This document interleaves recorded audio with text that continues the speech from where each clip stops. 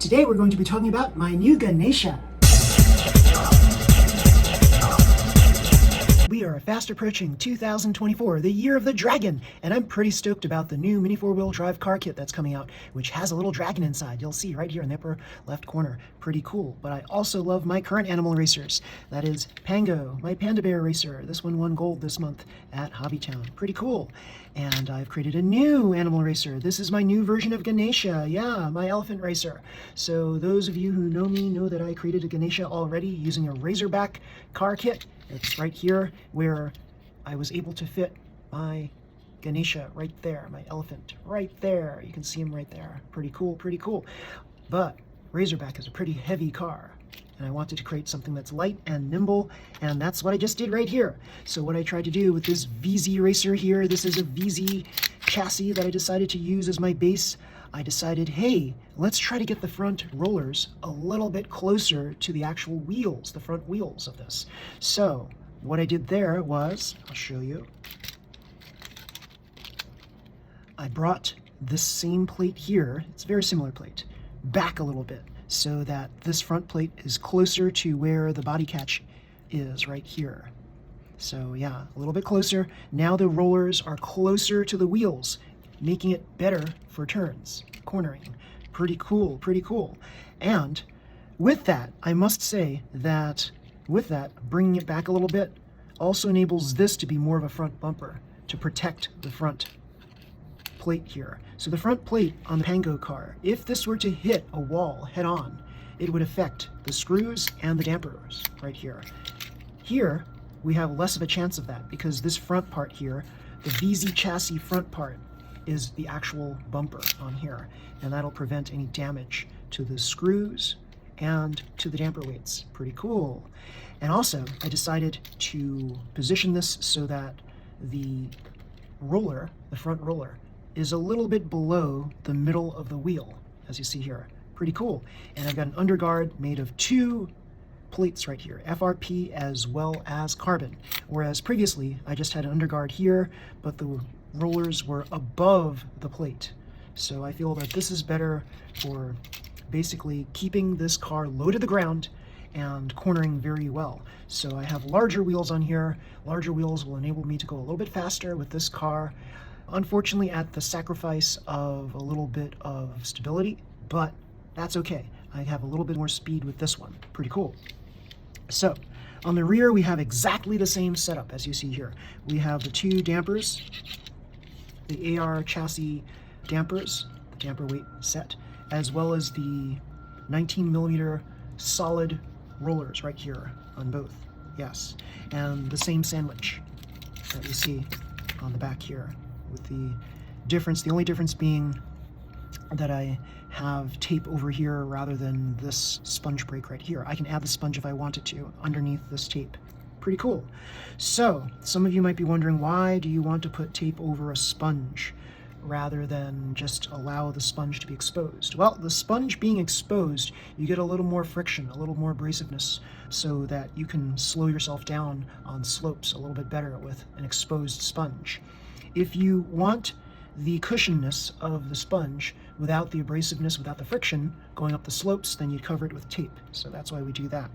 So let's go back to the front, and we'll see that I actually used a different setup for the rollers here. I've got a 13mm roller here, standard 13mm roller, with here an 11mm bearing roller up here. Yes.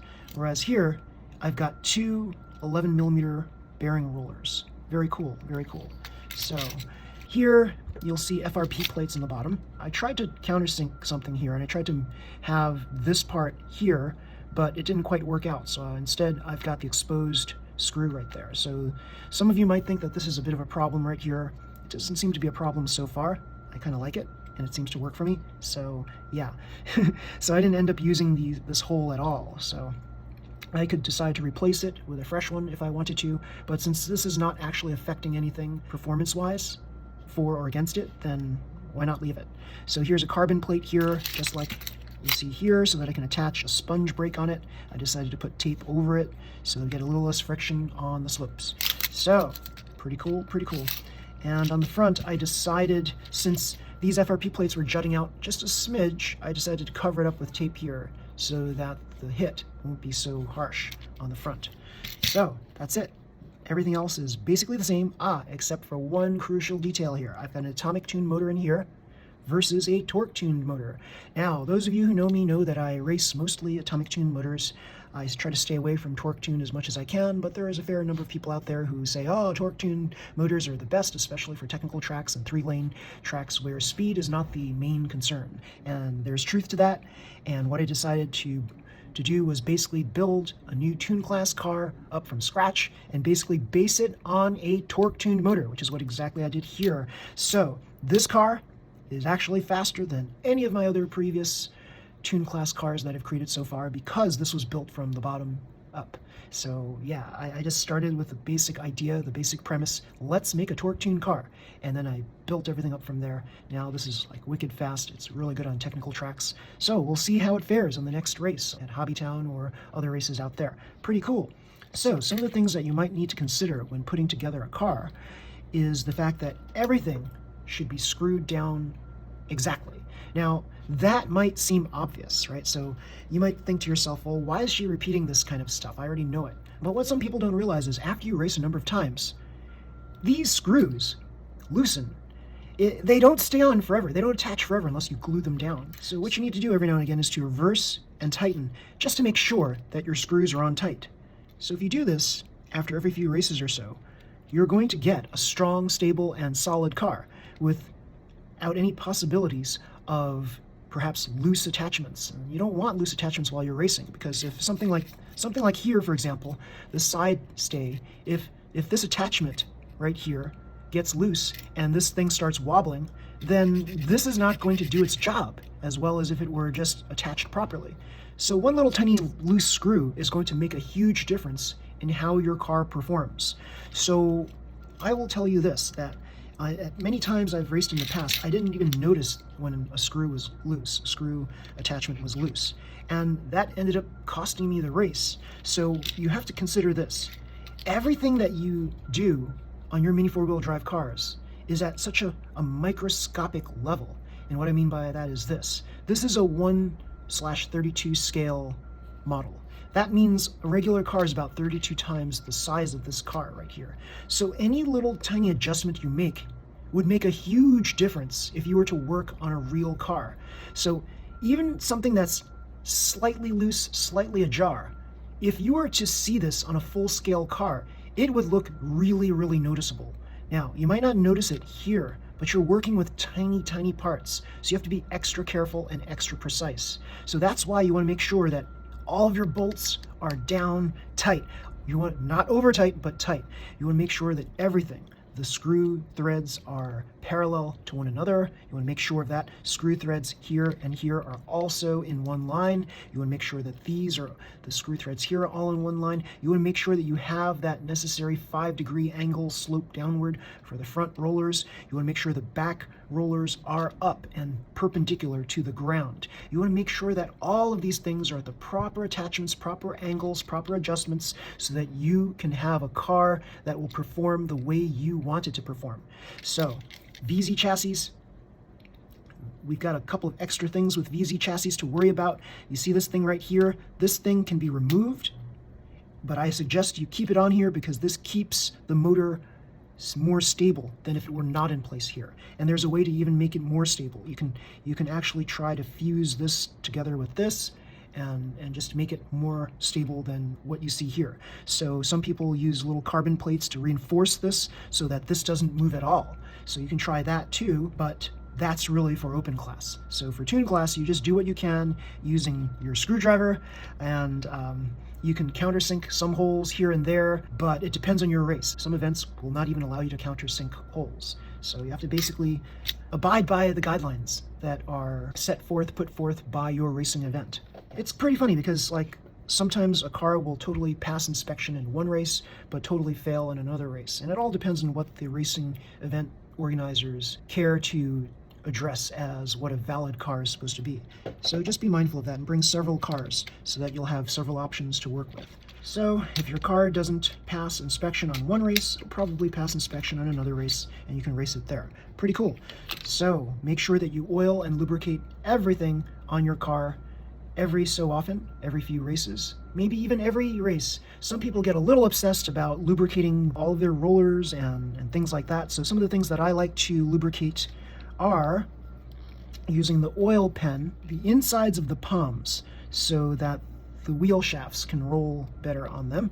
I also like to make sure that there's enough grease on all the gears to make sure that everything is smooth and lubricated and working correctly. I also like to use oil to lubricate my rollers. So just a little drop, and then we just spin it, make sure that everything spins pretty freely,